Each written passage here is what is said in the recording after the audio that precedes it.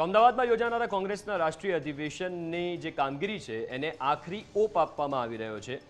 તમામ પ્રકારની કામગીરી કરવામાં આવી રહી છે। એકસાથે 1800 ડેલિગેટ બેસી શકે તેવી વ્યવસ્થા એક ડોમમાં તૈયાર કરવામાં આવી છે। આ ડોમમાં CWCના મેમ્બર, પૂર્વ મુખ્યમંત્રી અને કેન્દ્રીય મંત્રીઓ માટે ડોમમાં સોફાની વ્યવસ્થા કરવામાં આવી, તો અન્ય ડેલિગેટ માટે પણ બેઠક વ્યવસ્થા કરવામાં આવી છે। વીવીઆઈપી નેતાઓના ભોજન માટે અલગ ડોમ બનાવાયો છે। આ ઉપરાંત સોનિયા ગાંધી, રાહુલ ગાંધી, મલ્લિકાર્જુન ખડગે, પ્રિયંકા ગાંધી સહિતના નેતાઓની ભોજનની વ્યવસ્થા માટે એસી ડોમ તૈયાર કરાયો। ડેલિગેટની જમવાની વ્યવસ્થા માટે અલગ ડોમ તૈયાર કરવામાં આવ્યો છે।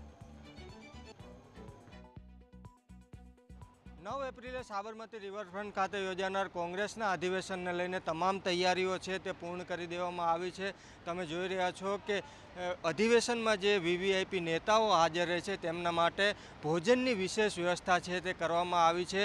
જે અધિવેશનનું મુખ્ય સ્થળ છે તેની પાછળની સાઈડ વીવીઆઈપી નેતાઓ માટે ભોજન માટે વિશેષ એસી ડોમ છે તે તૈયાર કરવામાં આવ્યો છે। આ વિશેષ ડોમની અંદર મલ્લિકાર્જુન ખડગે, રાહુલ ગાંધી, પ્રિયંકા ગાંધી, સોનિયા ગાંધી સહિતના જે વીવીઆઈપી નેતાઓ છે તે નેતાઓ માટે અહીંયા ભોજનની વ્યવસ્થા કરવામાં આવી છે। ગુજરાતી મેનુથી લઈને તમામ પ્રકારની જે વાનગીઓ છે તે વાનગીઓની વ્યવસ્થા વીવીઆઈપી નેતાઓ માટે આ ડોમની અંદર કરવામાં આવશે। બીજી તરફ વાત કરવામાં આવે તો જે એઆઈસીસીના ડેલિગેટ અધિવેશનમાં હાજર રહેશે તેમના માટે પણ એક અલગ ડોમમાં ભોજનની વિશેષ વ્યવસ્થા છે તે કરવામાં આવી છે। કેમેરામેન કલ્પેશ રાણા સાથે દીપેન પઢિયાર, ન્યૂઝ કેપિટલ, અમદાવાદ।